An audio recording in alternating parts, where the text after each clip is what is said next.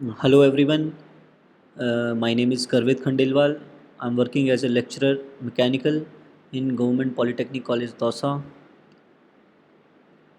Students आज हम ME 307 industrial engineering में नेक्स्ट टॉपिक को डिस्कस करेंगे। लास्ट वीडियो में हम लोगों ने प्रोडक्शन प्लानिंग एंड कंट्रोल के फंक्शंस को डिस्कस किया था। अभी हम लोग यूनिट 1 डिस्कस कर रहे हैं। तो अब हम नेक्स्ट जो यूनिट 1 में जो टॉपिक नंबर 1.1 है उसके नेक्स्ट पार्ट को डिस्कस करेंगे, जो कि जिसमें बताया गया है कि job production, batch production, mass production क्या होता है। So we will discuss today job shop production, batch production, mass production as well as the continuous production system. ये चारों प्रोडक्शन सिस्टम किस टाइप के होते हैं। तो देखिए, अलग अलग आप फैक्ट्रीज़ होती हैं तो उसमें अलग अलग टाइप का वर्क चलता है। कहीं पे वर्क एक ही प्रोडक्ट पूरे साल बनता है, कहीं पे रोज़ नए नए प्रोडक्ट बनते हैं। तो कौन सा प्रोडक्शन सिस्टम किस टाइप का है ये आज हम लोग आइडेंटिफाई करेंगे। जैसे कि मैं आपको बता दूं कि मेजरली हम लोग 4 प्रोडक्शन सिस्टम को डिस्कस करेंगे। फर्स्ट है job shop production system, second है बैच प्रोडक्शन सिस्टम, थर्ड है मास प्रोडक्शन सिस्टम, चौथा है कंटिन्यूअस प्रोडक्शन सिस्टम। अब जैसे जैसे प्रोडक्ट का वॉल्यूम बढ़ेगा, वॉल्यूम मतलब साइज़ बढ़ेगा, वैसे वैसे प्रोडक्शन सिस्टम चेंज होता है। जैसे कि यदि हमें रोज़ नए नए प्रोडक्ट्स बनाने हैं तो जो वो प्रोडक्शन सिस्टम होगा वो होगा जॉब शॉप प्रोडक्शन सिस्टम का टाइप। और यदि हम एक ही प्रोडक्ट को सालों साल बनाते चल रहे हैं तो वो होगा एक कंटिन्यूअस प्रोडक्शन सिस्टम का टाइप। तो इस हिसाब से हम लोग चारों प्रोडक्शन सिस्टम को देखेंगे। आपके सामने एक डायग्राम भी दिया हुआ है जिसमें बताया गया है एक्स एक्सिस पे जो है वो आउटपुट वर्सेस प्रोडक्ट वैरायटी, मतलब प्रोडक्ट कितना वैरायटी में है, मतलब कितना अलग अलग है, और दूसरे में है आपका प्रोडक्शन या ऑपरेशन वॉल्यूम की प्रोडक्शन कितना निकल रहा है। अब यदि हम लोग का प्रोडक्शन बहुत ज़्यादा निकल रहा है, आप देखेंगे कि यहाँ पे कंटिन्यूस प्रोडक्शन में वॉल्यूम बहुत ज़्यादा है, मतलब एक ही प्रोडक्ट है वो बहुत सारे वॉल्यूम में निकल रहा है, मतलब बहुत सारे नंबर में निकल रहा है, तो वो आएगा कंटिन्यूस में। लेकिन यदि एक प्रोडक्ट में बहुत सारी वैरायटी है और वो सिंगल सिंगल निकल रहा है, मतलब तो वो आएगा जॉब शॉप प्रोडक्शन में। मतलब सीधी सी बात है, यदि जॉब शॉप प्रोडक्शन होगा तो प्रोडक्ट में बहुत वैरायटी होगी और उसका वॉल्यूम बहुत कम निकल पाएगा। और यदि कंटिन्यूस प्रोडक्शन होगा तो प्रोडक्ट में वैरायटी जो है वो बहुत कम होगी और प्रोडक्शन बहुत ज़्यादा होगा। तो चलिए एक एक करके प्रोडक्शन सिस्टम को डिस्कस करते हैं। जो फर्स्ट प्रोडक्शन सिस्टम है वो है जॉब शॉप प्रोडक्शन सिस्टम। अब जॉब शॉप प्रोडक्शन सिस्टम क्या होता है? Job shop production system are characterized by manufacturing one or few quantity of product designed। Job shop production का सिस्टम के अंदर क्या आता है, हम लोग मैन्युफैक्चरिंग करते हैं एक या कम क्वांटिटी के प्रोडक्ट को, ठीक है, as per the specification of customer, जिसमें कस्टमर की स्पेसिफिकेशन दी जाती है। कस्टमर चाहता है कि साहब ये प्रोडक्ट आप ऐसे बनाओ, इस प्रोडक्ट में हमें ये लेंथ चाहिए, ये डायमेंशन ऐसी चाहिए, तो वो कस्टमर स्पेसिफिक प्रोडक्ट हो जाता है, ठीक है। अब जॉब शॉप प्रोडक्शन सिस्टम के it's characterise by high variety of product and low volume. मतलब इस प्रोडक्शन सिस्टम में आएंगे, क्वांटिटी तो रोज़ की कम निकलेगी, आपका प्रोडक्शन का जो आउटपुट है वो तो कम होगा, लेकिन हाई वेराइटी ऑफ प्रोडक्ट, मतलब एक प्रोडक्ट में वेराइटी आप बहुत निकाल सकते हैं, बहुत सारी प्रोडक्ट की वेराइटी निकाल सकते हैं। जाहिर सी बात है, यदि हम लोग रोज़ रोज़ नई नई प्रोडक्ट टाइप की वैरायटी निकालेंगे तो ऑब्वियस सी बात है कि प्रोडक्शन का वॉल्यूम कम हो जाएगा, क्योंकि उसमें कहीं ना कहीं ऑपरेटर को भी आपको कहीं ना कहीं उसमें इन्वॉल्वमेंट होगा, रोज़ रोज़ उसमें डिज़ाइन आस्पेक्ट से भी चीज़ें चेंज होंगी, इसलिए मशीन उसमें ऑटोमेटिक की तरफ नहीं जाती है। मैनुअल का भी मैनुअल वर्क भी होता है, और जहाँ मैनुअल वर्क हुआ वहाँ पे आपका प्रोडक्शन वॉल्यूम कम निकलता है। नेक्स्ट है use of general purpose machine and facilities. इसमें हम लोग जो जनरल पर्पस मशीन्स होती हैं वो यूज़ लेते हैं। तीसरा है high skill labour operator who can take up each job as a challenge because of uniqueness. अब जॉब शॉप प्रोडक्शन में क्या होगा, हर जॉब अपनी यूनिकनेस रखेगा, हर जॉब अलग अलग होगा, तो उसमें जो ऑपरेटर आपको चाहिए वो हाई स्किल चाहिए। मतलब ऐसा नहीं चाहिए कि एक ऑपरेटर है उसको एक ही चीज़ बनाना आता है, इसमें वो ऑपरेटर आपको काम में आएगा जिसको आप बता देंगे ये प्रोडक्ट को ऐसे बनाना है तो वो ऑपरेटर उसको बना देगा। नेक्स्ट है large inventory of material tools and parts आपको चाहिए। अब जॉब आपको रोज़ अलग अलग बनाने हैं तो इन्वेंट्री जो आपका सामान आपका रखा होगा स्टोरेज में वो भी आपका बहुत सारा क्वांटिटी में होना चाहिए, क्योंकि आपको कब क्या बनाना है आपको नहीं पता होता। अलग अलग टाइप के टूल आपको चाहिए, अलग अलग टाइप के पार्ट्स आपको चाहिए। नेक्स्ट है detailed planning is essential for sequencing the requirement of each product, capacities for each work centre and order priorities. अब इसके अंदर आपको पूरी प्लानिंग करनी पड़ती है, क्योंकि इसमें आपको नए नए प्रोडक्ट को रोज़ बनाना है, तो इसमें आपको हर प्रोडक्ट का जो है वो आपको प्लानिंग करनी पड़ती है। साथ में सपोज हम लोग एक प्रोडक्ट बना रहे हैं, उसके अंदर आपके 5 प्रोसेस हैं, तो आपको हर प्रोडक्ट की कैपेसिटी को भी अलग अलग बांटना पड़ेगा। मतलब सपोज़ 5 प्रोसेस में पहला प्रोसेस 10 मिनट का टाइम ले रहा है और दूसरा प्रोसेस 1 मिनट का ही टाइम ले रहा है, तो जब पहला प्रोसेस हो रहा होगा तो दूसरा प्रोसेस खाली हो रहा होगा, तो आपको उस हिसाब से एक एक जो वर्क स्टेशन है, वर्क सेंटर है, उसकी भी आपको प्लानिंग अच्छे से करनी होगी। साथ में ऑर्डर प्रायोरिटीज़, मतलब कि कौन सा काम पहले करना है, कौन सा काम बाद में करना है, वो भी आपको इसमें ध्यान रखना होगा। इस टाइप से जॉब शॉप प्रोडक्शन को हम लोग कैरेक्टराइज करते हैं।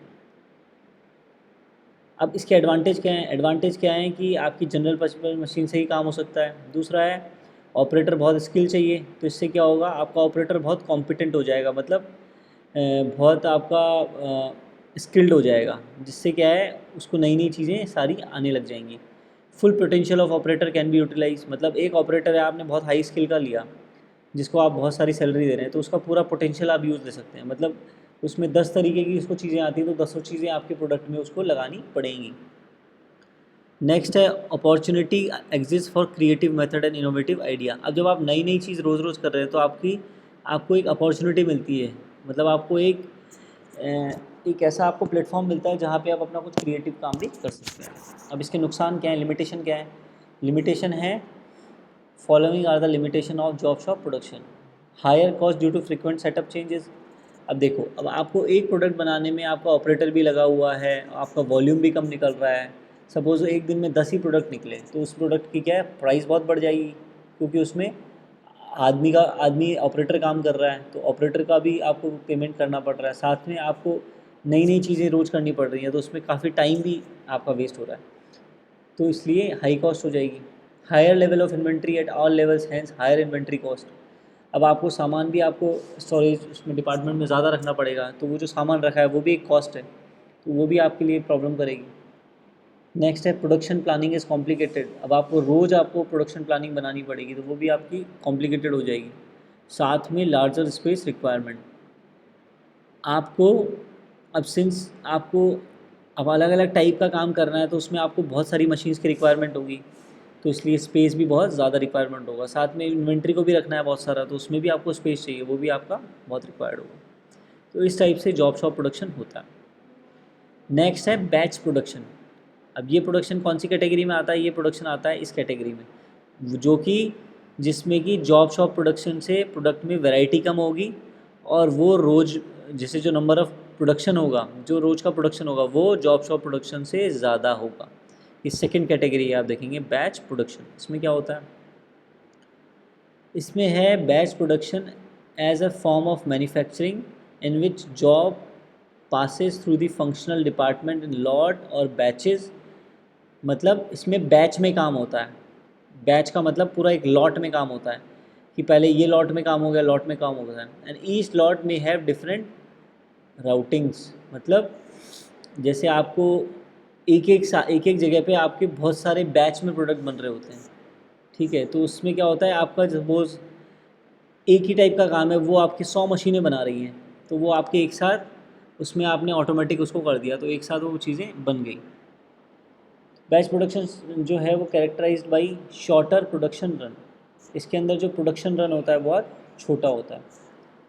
साथ में plant and machinery are flexible चाहिए। Plant and machinery setup is use for production of item in a batch and change of setup is required for processing the next batch. मतलब इसमें क्या है, सपोज आपको बैच में करना पड़ता है, तो एक बैच के बाद में ही आपको दोबारा सेटअप करना पड़ेगा, मतलब उस टाइम पे वो सब चीज़ें चलती रहेंगी। Manufacturing lead time and cost are lower as compare to job order production. इसका मतलब है कि मैन्युफैक्चरिंग लीड टाइम है, लीड टाइम वो टाइम होता है एक प्रोडक्शन को स्टार्टिंग से एंड तक कितना टाइम लग रहा है, वो होता है मैन्युफैक्चरिंग लीड टाइम। और कॉस्ट, और जो कॉस्ट है वो कम पड़ती है, क्योंकि इसमें एक बैच में एक साथ प्रोडक्ट निकलते हैं। जॉब शॉप में क्या हो रहा था, एक एक करके निकल रहे थे, इसमें क्या है बैच में निकल रहे हैं। तो एक प्रोडक्ट बने उतने ही टाइम में 100 प्रोडक्ट बने, तो उसकी सीधी सी बात है उसकी कॉस्ट कम हो जाएगी। Advantage, following are the advantages of batch production. Batch production के एडवांटेज क्या हैं? इसमें हम हमारी प्लांट और मशीनरी का बेटर यूटिलाइजेशन कर सकते हैं। साथ में इट प्रमोट्स फंक्शनल स्पेशलाइजेशन।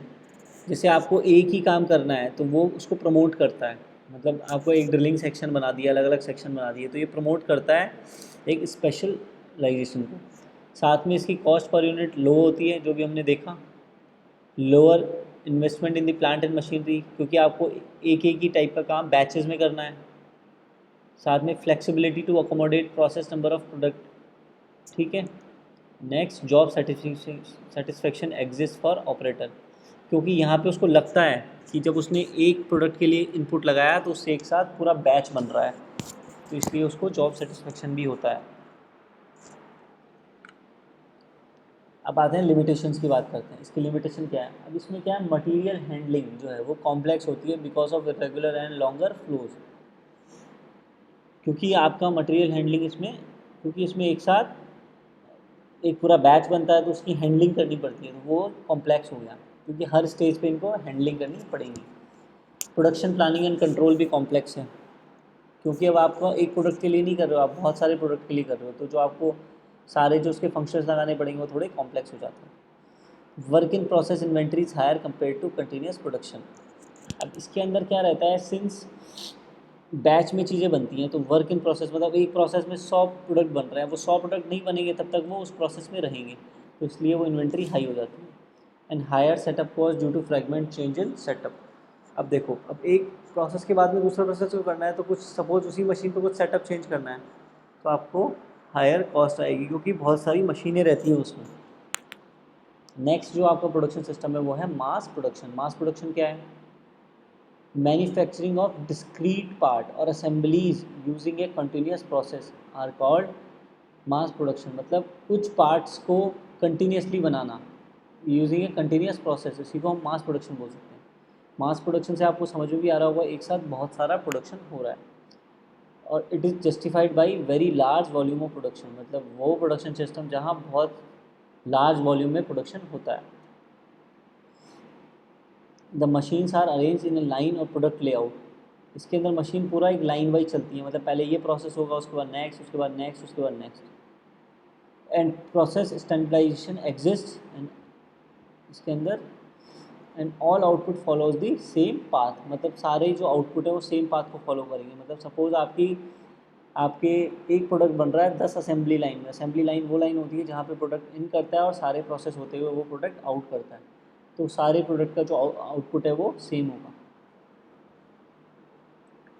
इसकी characterise by standardisation of product and process sequence. इसके अंदर हम क्या करते हैं, स्टैंडर्ड कर देते हैं, मतलब आपको प्रोडक्ट बनने के लिए ये चीज़ें आपको यूज़ में लानी पड़ेगी, और ये सारा प्रोसेस सीक्वेंस होगा।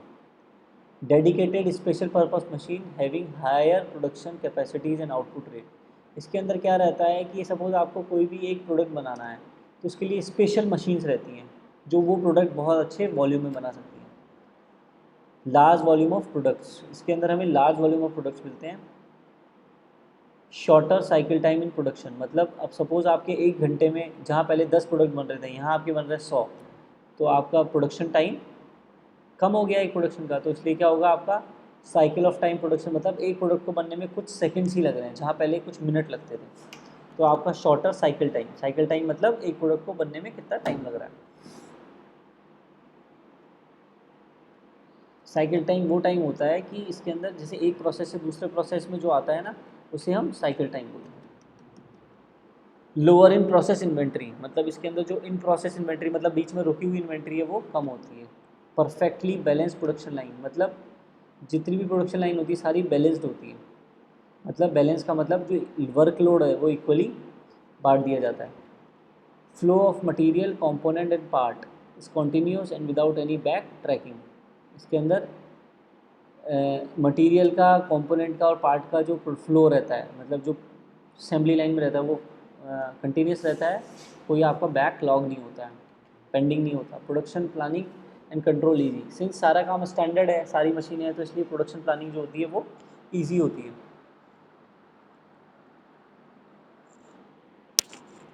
और material handling can be completely automatic. इसके अंदर जैसे क्या रहता है, इस टाइप के प्रोडक्शन में आपका जो मशीन्स लगी रहती हैं वो जगह जगह पे लगी रहती है, और बीच में आपका ऑटोमेटिक कन्वेयर बेल्ट्स या कुछ ऐसा लगा देते हैं कि एक प्रोसेस हुआ, वो प्रोसेस उस बेल्ट पे चला गया, बेल्ट अपने आप दूसरी मशीन पर ले जाता है, और दूसरी मशीन उस प्रोडक्ट को फिर से पिक करके अपना काम करके वापस कन्वेयर बेल्ट पे डाल देती है।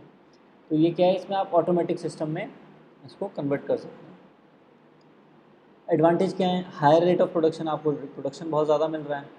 हायर कैपेसिटी यूटिलाइजेशन, आपको कैपेसिटी यूटिलाइजेशन अच्छा मिल रहा है। इसके लिए आपको लेस स्किल्ड वर्कर की रिक्वायरमेंट होती है। क्यों?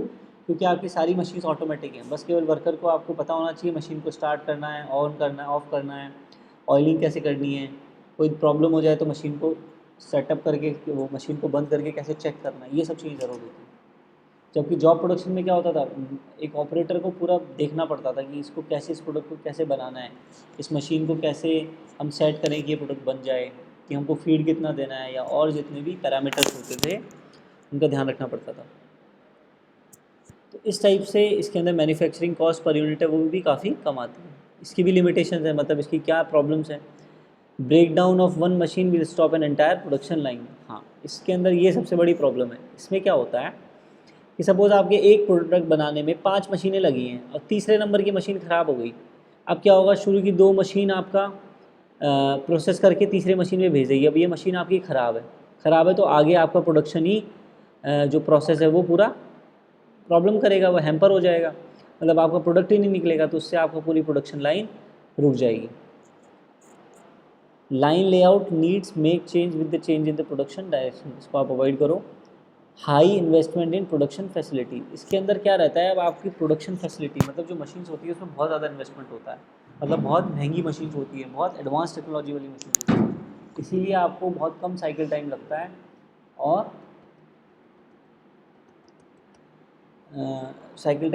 आपको अच्छा खासा इसमें रेट ऑफ प्रोडक्शन मिल जाता है। The cycle time is determined by the slowest operation. अब सपोज़ आपके 5 प्रोसेस काम कर रहे हैं, एक प्रोसेस 5 मिनट में हो रहा है, एक प्रोसेस 6 मिनट में हो रहा है, एक प्रोसेस 4 मिनट में हो रहा है, एक प्रोसेस 3 मिनट में हो रहा है। अब आपका स्लोएस्ट ऑपरेशन हो गया जिसमें 6 मिनट का टाइम लग रहा है। अब देखो यहाँ पे यदि सपोज़ 4 मशीन लगी हैं, वो 6 मिनट एक मशीन को लगने में लगेगा। अब जब तक ये 6 मिनट के बाद ये प्रोडक्ट आगे नहीं डालेगा तब तक आगे वाली मशीन खाली रहेगी, इसलिए इसका साइकिल टाइम कौन सा टाइम होगा, सबसे स्लोएस्ट ऑपरेशन वाला।